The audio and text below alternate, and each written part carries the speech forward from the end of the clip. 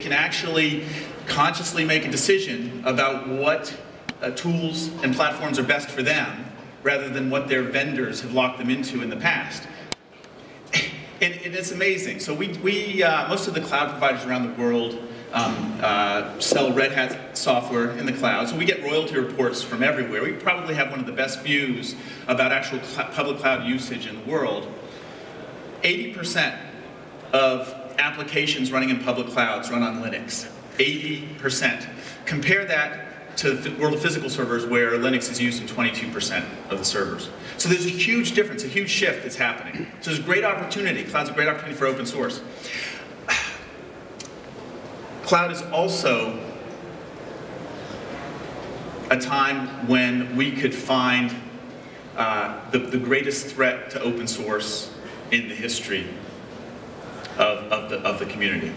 And the reason is that cloud vendors are building large monolithic stacks, not modular, tightly integrated, controlled by a single vendor. And what that means is that users will no longer have the ability to take best-of-breed components and insert them in at various layers of the stack, which means they won't have the choice. Once they start using a proprietary cloud or a cloud architecture that's proprietary, they're locked into it for now, for the next 5 or 10 years. So we're at an incredible juncture here where we've got the chance to bring the world the benefits of open source in ways they've never had the ability to take before, or we could see an incredible reduction in the ability for people to use and participate in community development. It's that important. So I'm glad that you're here and we can talk about this. The reason cloud's so compelling, and let's just be blunt about it. The reason cloud is so compelling is it's putting pressure on IT departments, because the end users now have access to services and transparent information about the services, including the cost of those services, in ways they never had before. So the typical conversation goes like this. A user says, I can get a virtual machine hour from someone like Amazon for 10 cents. So why are you charging me, to go to their IT department, why are you charging me $1 an hour, or $2 an hour, or $3 a VM hour? And we all know what the IT department responds, right? We've all been in these conversations. The IT department says, well, for that 10 cents, you're not getting good security, it's not really reliable, there's no SLA, it doesn't fit with our policies, etc., etc., etc., blah, blah, blah, blah. So the user responds back and says, you're right, I want reliability, I want SLAs, I want security, I want good quality of service. So instead of charging me 10 cents, I'll give you 15 cents an hour.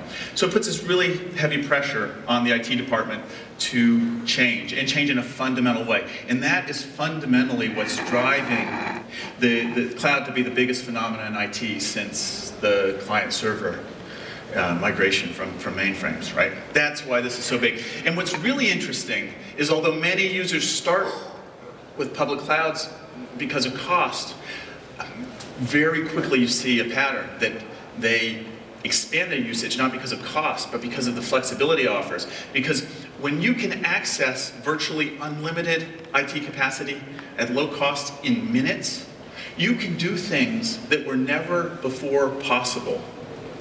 Tony talked about all the big data work that's going on. I mean, that's a classic phenomenon, the ability to get massive compute power for analytics that you can use for an hour or a day or a week with no capital investment. It changes what's possible.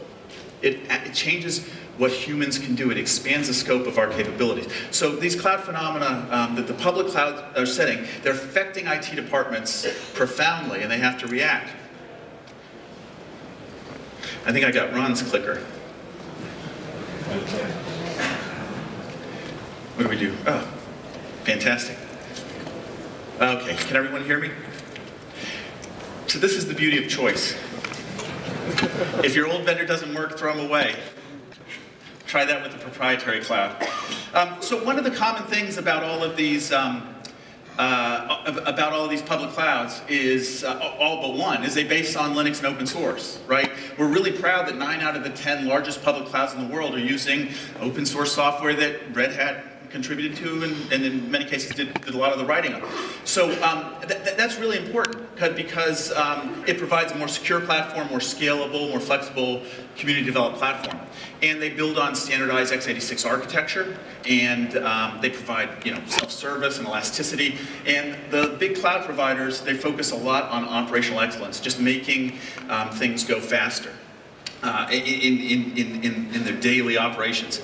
So there's a lot that internal IT departments can learn from the public cloud providers as they seek to provide a similar level of service. But let's not get confused.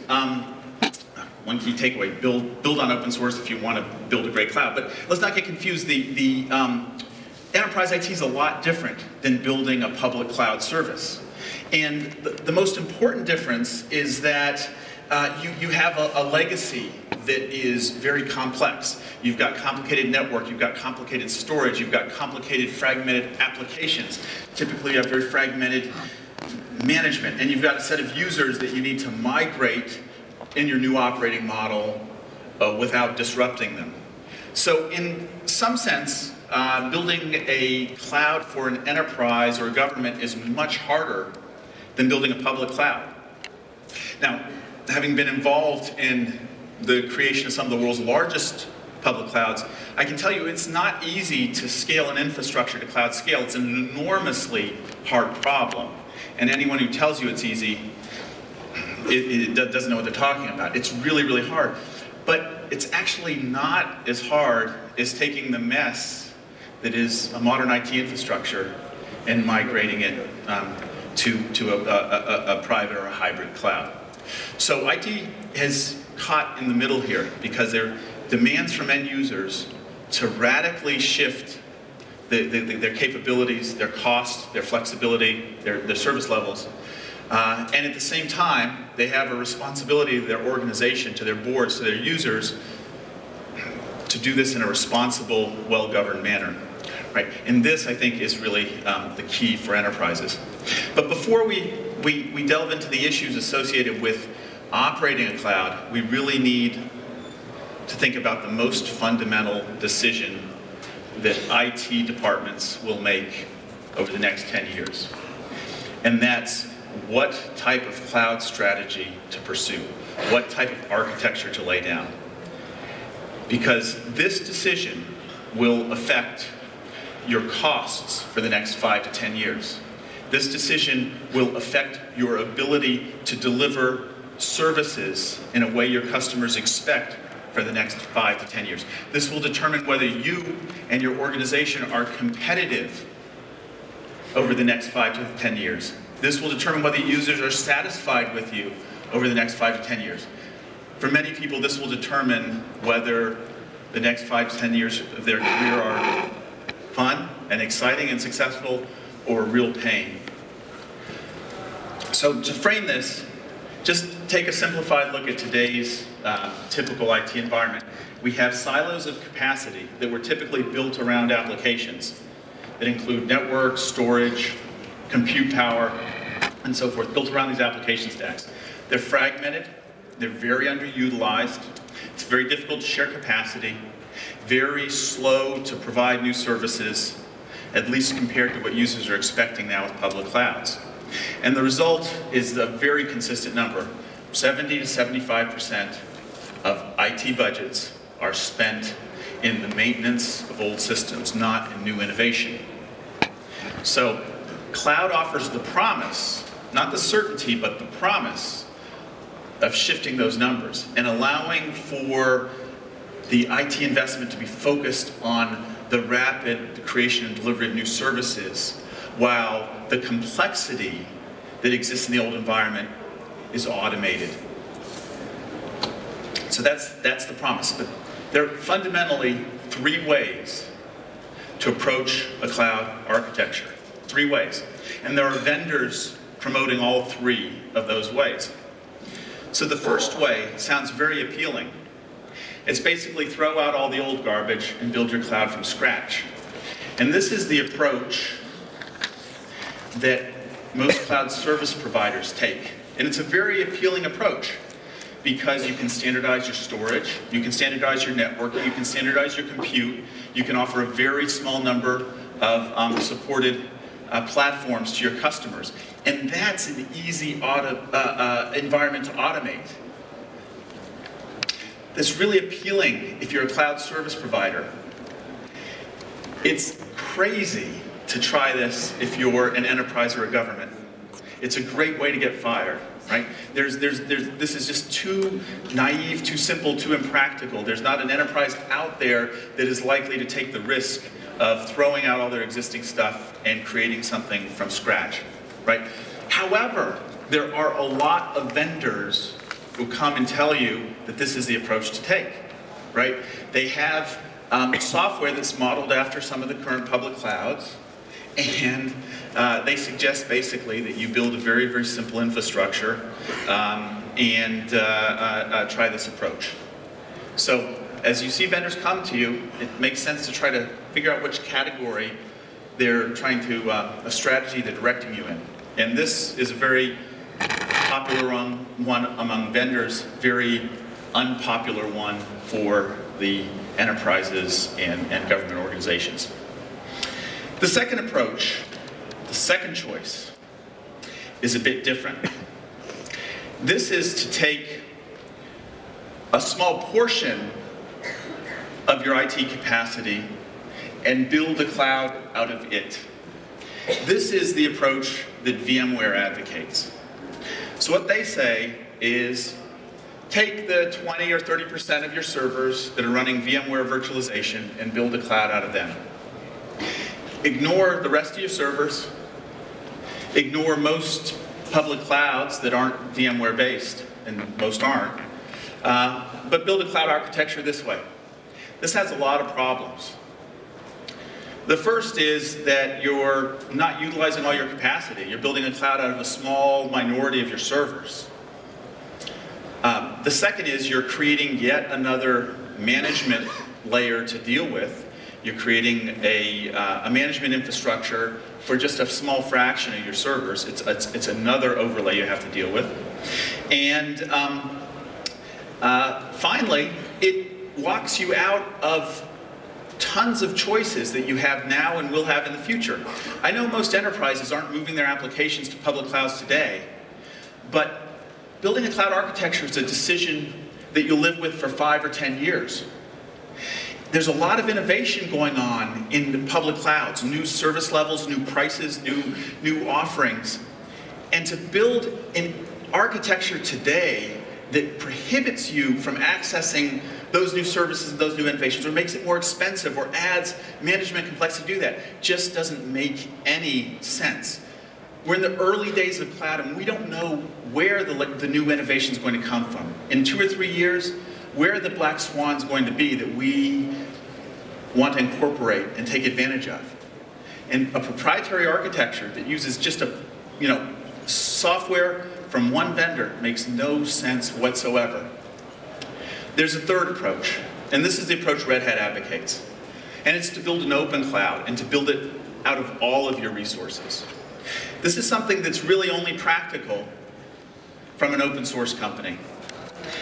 What we allow you to do is take all of your resources, what you have now and what you might add later, and build a cloud out of it.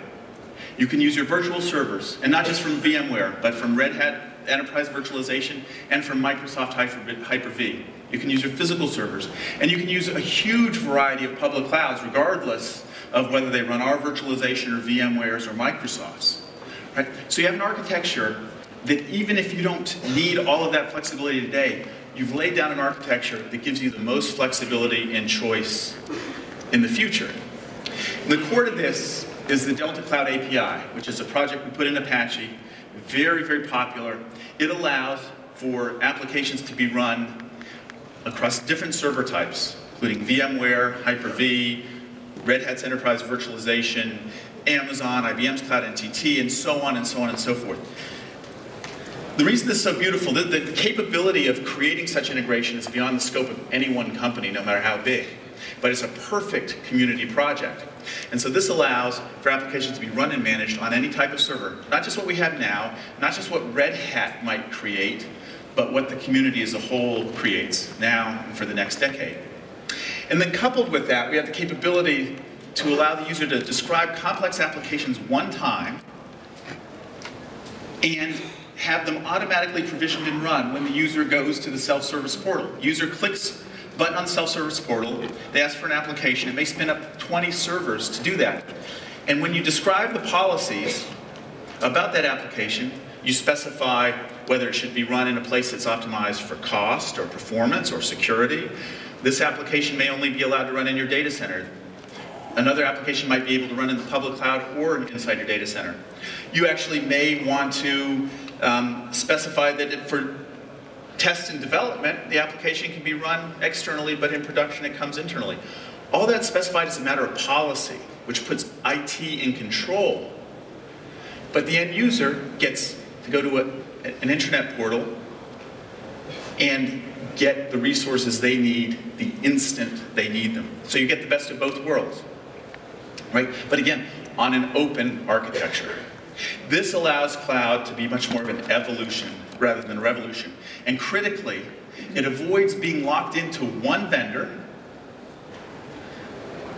and it prevents you from being locked out of choices that you might want now, or next year, or in 5 years.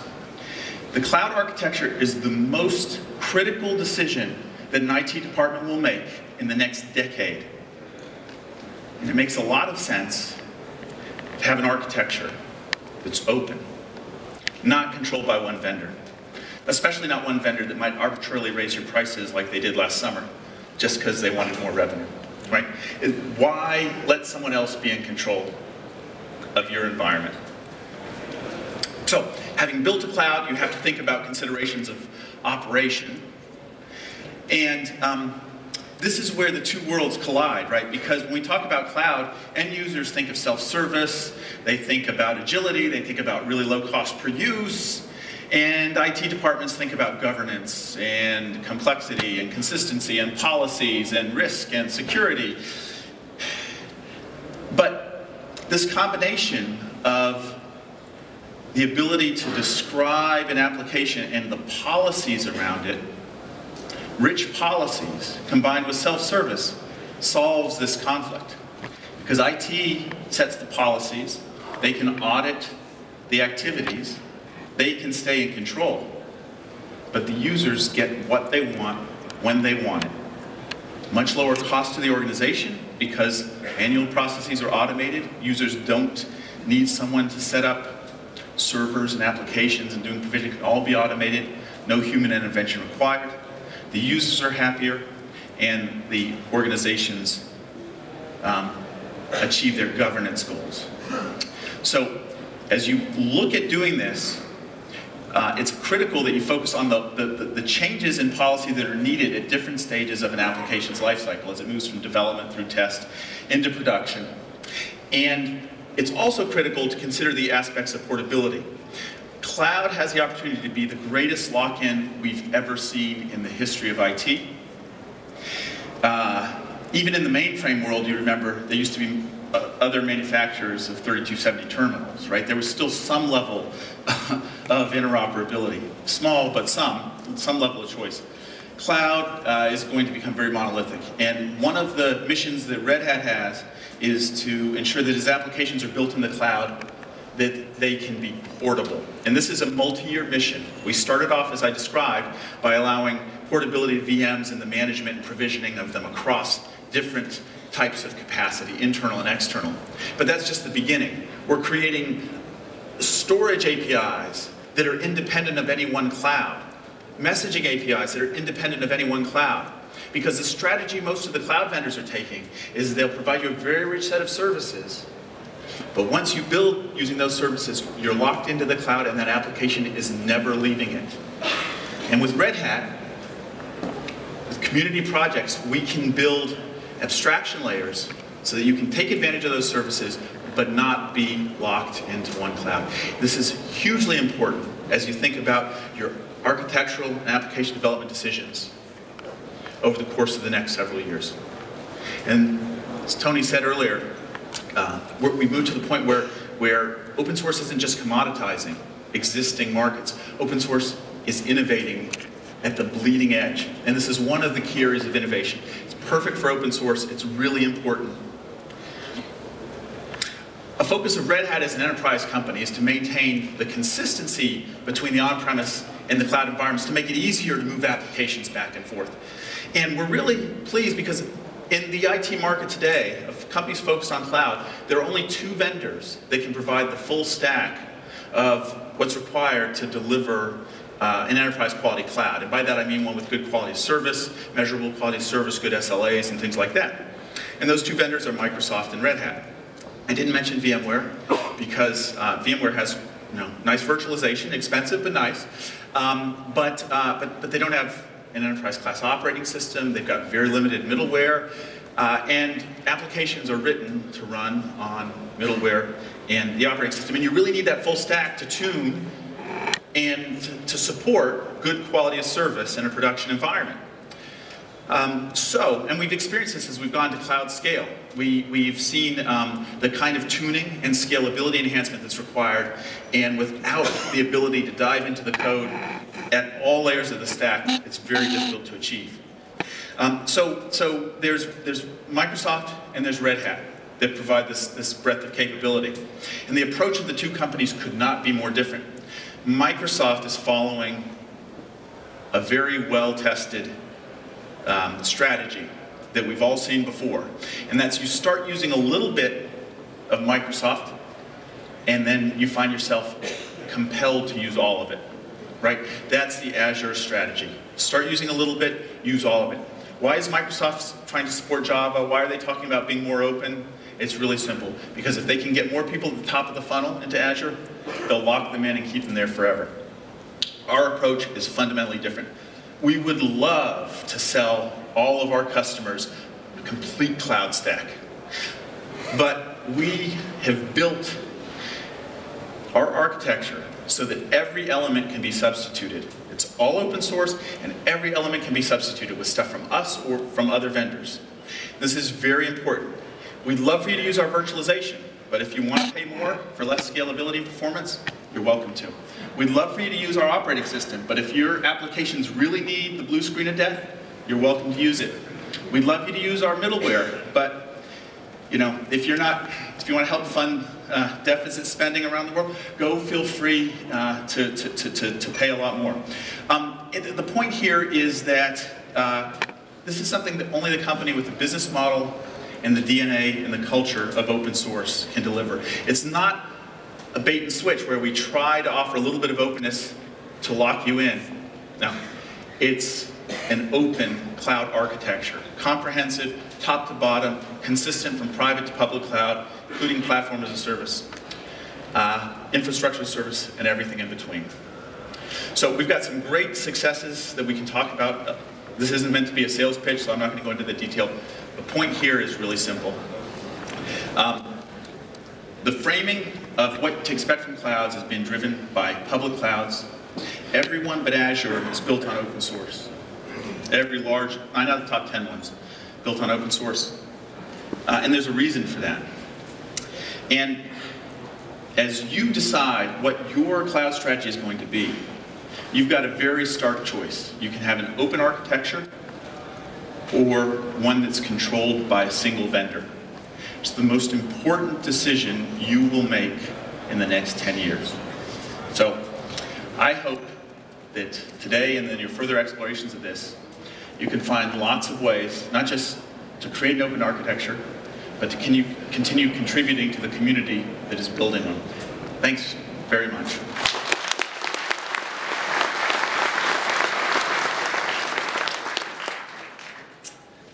Thanks very much.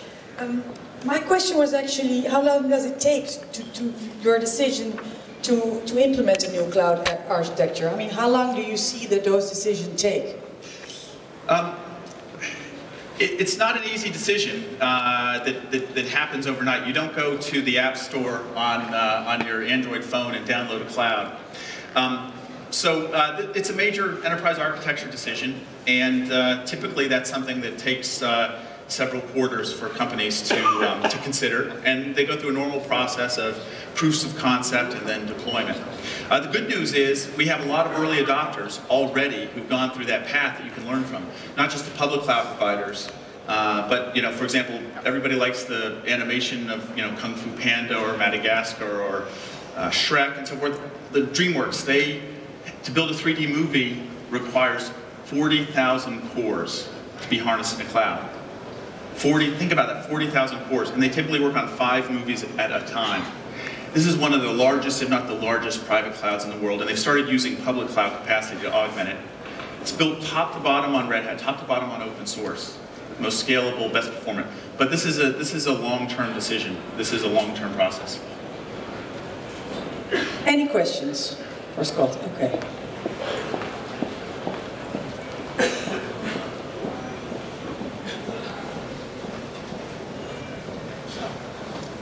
There you go. I noticed that one of the points that you mentioned in large companies, large enterprises, from stopping to implement cloud is the regulatory and governance aspect. And unfortunately, I didn't really see that come back in your story.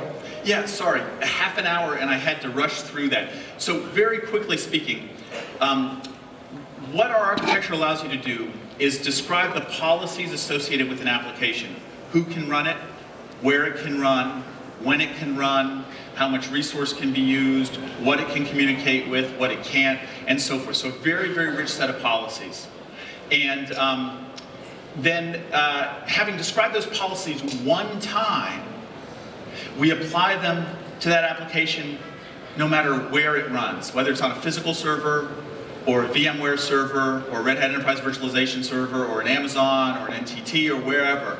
And so that's the beauty here, because you have to pull IT out of the direct decision loop when users go to self-service, when they want to provision their own applications. So you set these policies, and then you let the users gain access to the resources, assuming that they have the rights to do so. And then you log and track. So it's a much more automated process, and we'd be glad to dive in more deeply. We may have some sessions elsewhere in the day, but if not, just grab anybody with a red hat, we'll get you details.